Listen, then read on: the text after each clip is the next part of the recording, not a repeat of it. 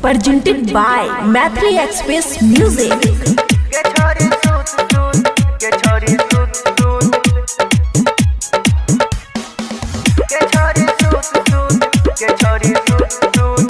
खुशी recording studio Maluaha. लोग आवे छे हेरे छोरा जल्दी से करे, कमर पकड़ के है कमर नहीं धरे। छोरा उठ उठ छोरा उठ उठ छोरा उठ उठ छोरा उठ उठ उठना के चढ़ल जवानी के रस चूस लेबो, बोरा बिछा के मजा के लेबो। छोरी सूत सूत के छोरी सूत सूत के छोरी सूत सूत के छोरी सूत सूत। DJ good Madhubani, DJ good Madhubani के छोरी सूत सूत के छोरी सूत सूत के छोरी सूत सूत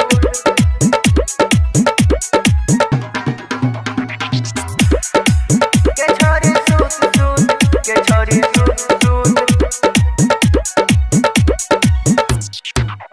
हेरे रस से भरल हमर होठ रे, धीरे से दांत कटिया दर्द करते होठ रे, दर्द करते होठ रे। अन्ना किया बोल छी बनल छाई मुड गे, करे परदास छोरी कतो ने दर्द गे, कतो ने दर्द गे। ऊपर नीचा नहीं लेबो, ऊपर नीचा नहीं लेबो, बीचे में गे लेबो। बोरा बिछाई के गे मजा गे लेबो। छोरी सूत सूत के छोरी सूत सूत के छोरी सूत सूत के छोरी सूत सूत। DJ good Madhubani, DJ good Madhubani के छोरी सूत सूत के छोरी सूत सूत के छोरी सूत सूत